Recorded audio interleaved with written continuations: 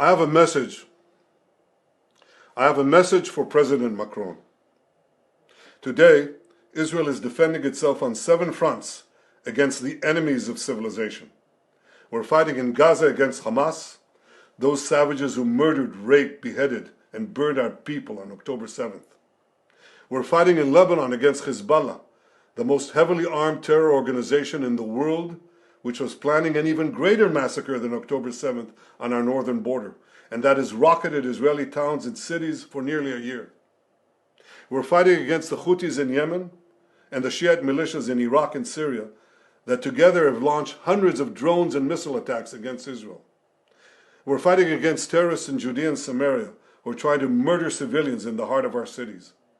And we're fighting against Iran, which last week fired over 200 ballistic missiles directly at Israel, and which stands behind the 7-front war against Israel. As Israel fights the forces of barbarism led by Iran, all civilized countries should be standing firmly by Israel's side. Yet President Macron and some other Western leaders are now calling for an arms embargo against Israel.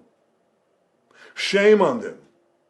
Is Iran imposing an arms embargo on Hezbollah, on the Houthis, on Hamas, and on its other proxies? Of course not.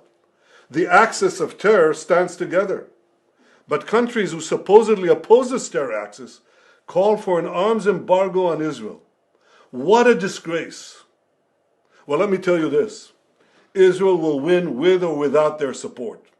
But their shame will continue long after the war is won. For in defending ourselves against this barbarism, Israel is defending civilizations against those who seek to impose a dark age of fanaticism on all of us.